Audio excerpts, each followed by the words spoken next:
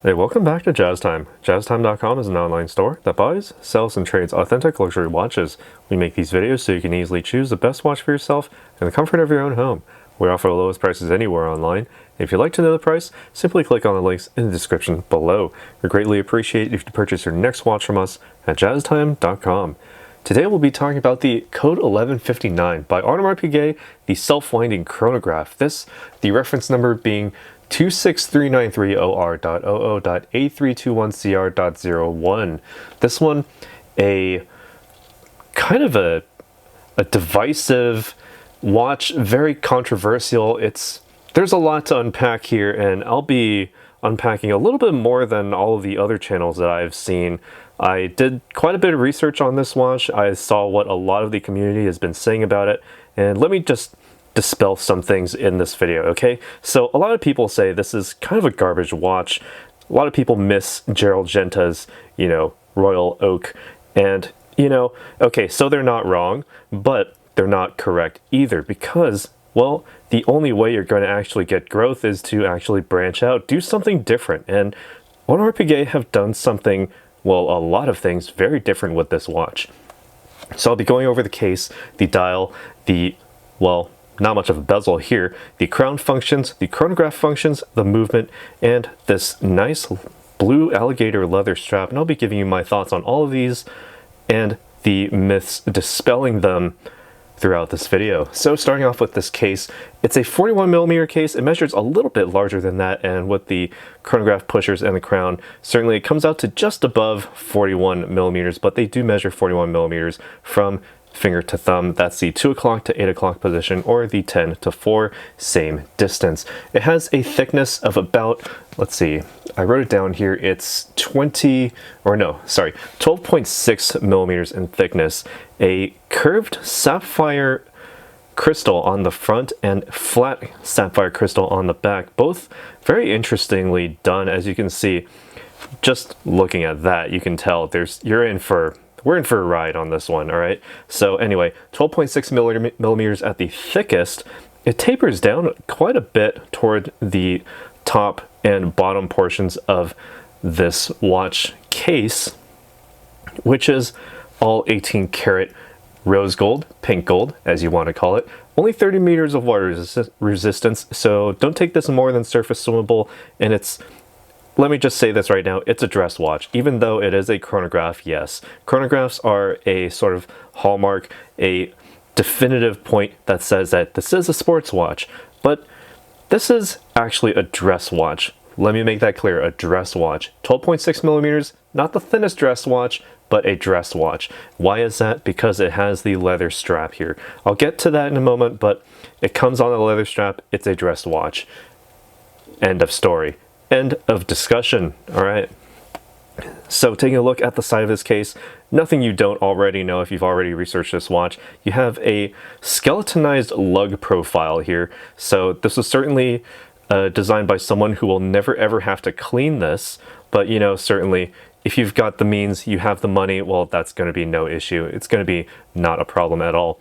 Sort of an alternating look of satin brush, going from top to bottom, 12 to 6, with a high polish on that, sort of callback to that Royal Oak profile, the rounded octagonal bezel look, mirroring that of the case. Well, you certainly have that in this case here, sandwiched by the round profile on the front and on the back. As you can see, you also have these hallmarks, so you know that you are dealing with rose gold. In this case, these precious metals. And, that's kind of an interesting little design feature from Audemars Piguet, sort of preserving what they have so that you certainly know that this is an Audemars Piguet watch. And you can only really see these sorts of things within the details, because when you're looking at it face on, you're not going to see much different from, say, a Breitling or even a Rolex Explorer or a Daytona even. But taking a look closer at the details reveals a lot more. The blue lacquered dial on here, a little bit interesting, not something you'd see from Audemars Piguet, because normally they would have a guilloche pattern, Grande Tapisserie, Mega Tapisserie, Petite Tapisserie, however you want to call it. just sort of the raised squares with the tiniest little carvings in them to make that nice sunray pattern. You're not going to get that here. You're going to get a very clean presentation overall, actually. Not to say that the tapisserie patterns are not elegant in their own right. This is just a clean presentation. It's different. And certainly that's not all that's different. You have these gold counters as well, 18 karat rose gold as well on the hour markers and hands. Now taking a look at the chronograph hands center mounted, it's also sort of like this needle looking with a round counterbalance at the very end, all baton style with the minute and hour hands. And taking a look at how they're constructed, they're not entirely flat, so you can certainly see them in any angle of light, something that is sorely missing on even Rolex watches. So plus for them on this one, even though there's no luminescence, as long as you have some sort of light, you can still see it. Now, the only issues here is that if you look at the 12 and the name Audemars Piguet printed on, well, not literally printed, but what they call galvanized or galvanic growth in 24 karat pink gold for the logo and the 12 o'clock, well, I'm not a chemistry major, so if you happen to know what that means, that galvanic growth, leave it down in the comments below. I need to know. I want to know. But anyway, those are completely flat on the face. So they're reflecting, the complete darkness of my room here, not the brightness of the light box that I have this sitting in. So keep that in mind. You're not going to see that very easily, but you already know where the 12 o'clock position is. And if you look at it, what do you notice about this logo? Well, it's slightly different from their typical wordmark logo because, well, to start off, looking at the E's in both Audemars and Piguet, the middle arm is actually short and stout. It's not pulled out and long. Let me show you an example here on the case back. The middle arm is actually a little bit thinner at the middle and extends out just a little bit more, all right? But that's not all. Take a look at the I in Piguet. On the normal logo, it is separate and distinct from all the other letters. In fact, none of the letters run into each other. You have no ligatures here. Looking at on the watch face, though, a lot of the letters are actually connected, especially the D and the E in Audemars, the A and the U as well, and the letter I in Piguet actually combines with both the P and the G to either side of it, creating this sort of like three-lettered, almost ligatured type of look. I don't know why they would do this, but, maybe just to sort of push that boundary, maybe introduce it very subtly. Well, not as subtle as you can make it on the literal face of your new watch, but, certainly something that maybe they're showing that they're willing to branch out just a little bit. And that's not all. Looking at this in its totality, what do you also notice? There are three different fonts on here. Well, first, you have the Audemars Piguet logo, a different font from what you would typically see. The number 12, well, this doesn't really fit into any sort of font family that I can tell so far, but, if anyone knows where this is from, let me know. But I do know that the tachymeter, as well as all the chronograph and the small seconds, as well as the date window at the 4:30 position, this font is actually... Quite funnily, it's Agency FB by Font Bureau, made in the 90s actually. It has these sort of very squared off edges, no serifs, except for the nearly imperceptible top of the ones on these, the number 1 for all of these tachymeter values, as well as the 10 second or, well, 10 minute and the 10 hour, 12 hour marks.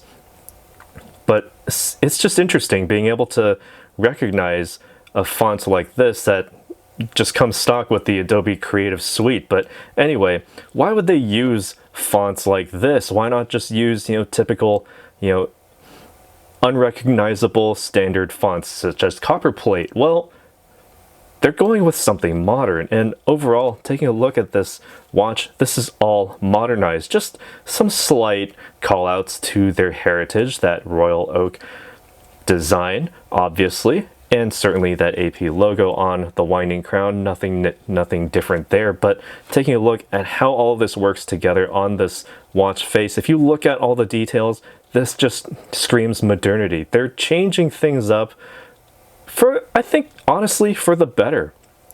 It makes it very easy to see with the way that they created these hour marks, these index markers on this dial, because again, if you can't see the 12, that means it's reflecting what is, behind me, essentially. But these hands sort of glow, and that's the way that they have made these, so that they're not entirely flat, but actually a little bit angled on the edges so that they reflect light coming in from the sides. So it's very easy to read still. Almost gives the index hour markers as well as the minute and hour hands sort of like this glowing presence. Very good from Audemars Piguet there. They're thinking about how to make this usable and readable. Now taking a look at the crown functions, rather simple. At the base position, you can just wind the watch. That's all you need to do. And thanks to the little space underneath the crown there, you can actually get your fingernail in there to lift it out, and this takes you to the second position. This allows you to quick set the date. Just rotate the crown clockwise. It advances the date aperture at the 4:30 position, and do remember it's about 1/3 of a turn actually to advance the date by 1 each time. All right, and you won't be doing this very frequently, maybe just a few times a year on the months that only have 30 days, and certainly you can do so very easily once you reach the dawn of the 31st day. Just switch it over to the first, and there you go. First of the next month, nice and easy. Also, note that tiny, thin little serif at the top of the 1. That's how I know that this is agency FB. FB meaning font bureau. Anyway, I digress. Pull it out to the final position. Do note that the small seconds at the 6 o'clock position actually stops. Something very nice and useful for the modern professional here from Audemars Piguet. You can certainly keep that seconds hand in its position so you can then place the minute wherever it needs to go. Press it all in, and there you go. You ensure the waterproofness as well as the starting up of that small second, so you can then have the accuracy and even the precision of that minute hand. All right, and the chronograph here is actually also a flyback chronograph, so you have this functionality of no sudden jumps, no stuttering stops of that chronograph hand center mounted. You can let this run as a large center seconds if you wanted to, thanks to the vertical clutch on the inside, but you also have the thing called a flyback. What the feature of a flyback is, if you want to time multiple events, multiple race cars, for example, you can do so just by pressing the bottom button as it's running to set the chronograph hand as well as that 30-minute counter and the 12-hour counter back to 0 immediately. All right, so if you want to end the current time measurement of one thing and then just immediately start the second one, you can do so very easily. What makes all of this work is the in-house made caliber. Now let me see here, I wrote it down somewhere. Here we go, the 4401. As you can see through this case back, huge movement on the inside actually. It has 40 jewels, 381 total parts. It has the full diameter of 32 millimeters, very much filling the entire case here. You're not going to get a tiny exhibition case back that may be covering up, a bunch of space. No, this takes up the entire body. It beats at a frequency of 28,800 vibrations per hour or 4 hertz. You also have the bidirectional winding rotor center mounted, so that you can simply wear this watch and you can wind it just by wearing it due to your natural wrist movements. So very good from Audemars Piguet there. You also have the functions, the flyback chronograph, hours, minutes, both center mounted with the small seconds at the 6 o'clock, the chronograph measurements at the 9 o'clock, 30 minutes, and 12 hours at the 9 and 3 respectively, with the date setting at the 4:30 position. All of this allows you to have 70 hours of power reserve. Impressive, something that doesn't really happen very often with Audemars Piguet, and especially with all this functionality. 70 hours of power reserve is impressive. All right, now taking a look at how this wears on the wrist, you do have this blue alligator leather strap. You can get other straps as specified on their website from their boutique, so you're not limited to this blue alligator leather strap with the large scales on top, small scales underneath for comfort and durability. So they're not skimping out here, because having the double-sided alligator leather strap means it's made for wear. It's not something that you wear once and put down. You want to wear this pretty frequently. Even though this is a rose gold, pink gold construction, it's quite, not something that you should wear every day, but you have that ability to do so. And if you have the money to do it, go ahead, why not? Who's going to stop you? Now, taking a look at this buckle here, the pin buckle, a little bit different from what you would find from Audemars Piguet here. You do have the still satin brush finishing with the sandblasted AP logo right on there, with the pin buckle nice and easy to set on the fly. But you also have the hexagonal screw on the inside, and indeed you also have them on these lugs here. I didn't mention those earlier, but you do have the hexagonal screws, as is very evident on the case front of the Royal Oak watches. You have them in the lugs here, so you do have those references, those subtle callouts to the Royal Oak line.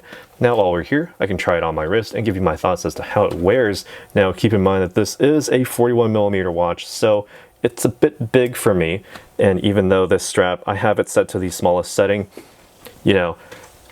really big for me still, but the framing works quite well because those lugs do extend out quite a bit, not too far beyond my wrist, but they do provide an excellent framing 12 and 6 o'clock sides of this dial to give that dial a good sense of continuity around the wrist. Looking at it down the wrist here, rests very nicely, even though there's a tiny bit of space underneath there. If you have a larger wrist, this will set very nicely as well. If you have a smaller wrist, you can still wear this even down to, I would wager, 13-14 centimeter wrists.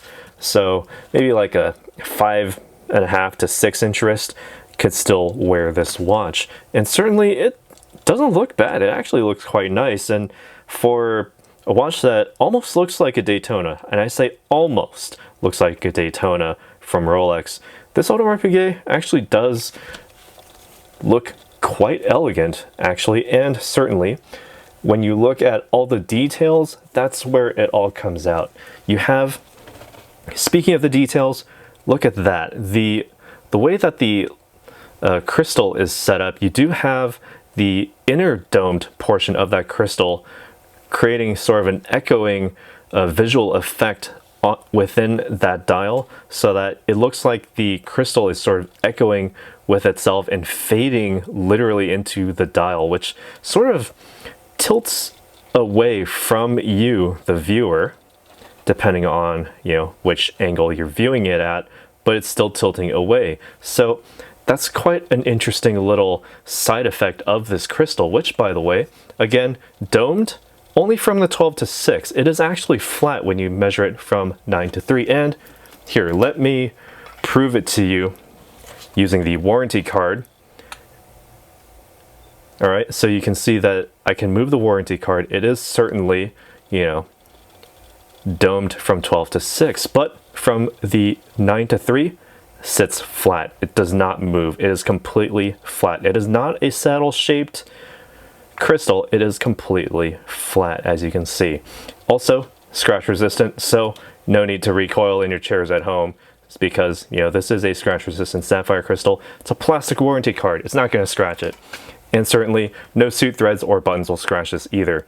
All right, so that's about all I have for you guys. Let us know what you think about this watch. I'm more on the side of, get this watch. It's good, it's progressive, it's modern, it's everything that Audemars Piguet need to sort of pull them out of, their sort of one-trick pony look with their Royal Oak and Royal Oak Offshore.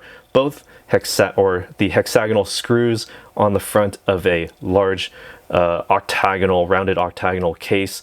This is completely round with sort of some slight callouts to that. Skeletonized lugs, different. Agency font for their numbers, and a lacquered dial, lacquered inner bezel, lacquered rehaut with something that you would never see in any crystal on any other watch ever, really, because I've never seen this before on anything ever. It has that sort of visual acuity that just says elegance, subtlety, and just like this sense of sophistication with it, this sense of modernity that is within this watch, paralleled by none, and just something that I really just appreciate. And I feel that, you know, this is a model that I believe should take off sometime soon. It needs to take off because it's so modern and something that you will never see in any other watch. Find another watch that does this better. Leave it down in the comments below. Go ahead. I'll wait. Anyway, currently this model is retailing at the high 40K mark, so currently $47,600 in the US at least. This is actually selling for below that retail price on the market, so you can get it on our website, jazztime.com. Links in the description below if you want to get it right now at less than that, because honestly, that's what the Royal Oak used to be about a year or two ago before the pandemic started in late 2019, early 2020, and all throughout 2020. It's still a pandemic, so do wash your hands, stay safe, keep your masks on, and so forth, because there is a Delta variant going around. Don't want to catch that. It's pretty nasty. So do keep that in mind. Get it now before the market price goes up beyond retail and it becomes harder and harder to get. We can get it for you quite easily here at jazztime.com. Links in the description below again, where you can get it for the lowest price anywhere online, and certainly lower than market price. Get it now before it's too late. And if it is too late, you're watching this a few years in the future and it's gone up beyond 50K, well, I'm sorry. You waited way too long, or you got into the game way too long. Anyway, that's it for us. Leave a like, be sure to comment, subscribe, hit that bell notification so you can be notified when we go live with another video like this one. And as always, again, if you want to purchase this watch before it goes above retail, you can get it on our website at jazztime.com. Links in the description below, where you can get it for the lowest price online, anywhere. We'll see you in the next one. Take care. If you want to find out more about the watch you just saw in the video, you can just click below on Show More to see the full description. Then you can check the link next to model as seen in video, click on it, and you will get to the proper page where you can see all the details. If you're watching on a mobile phone, you have to click on the arrow down on the right hand side below the video to see the full description. If you like this video, please give us a thumbs up. If you would like to share this video with your friends, you can use the share button below and share it on any platform you like. If you have questions, constructive feedback, want to tell us about some mistakes or misspeaks, just write a comment below. If you want to see more videos like this, you should subscribe to our channel and visit our channel page, where you can find all the videos. And if you're interested in a specific watch brand, you can check out our playlists. If you want to check the price for a watch or want to buy one, remember at jazztime.com you always get a steep discount, so you should check the prices with us. If you want to know the price for a specific watch, just go to Google, type in JazzTime, plus the brand, model, and the details you're interested in, and Google will find the right page for you. Thank you for watching.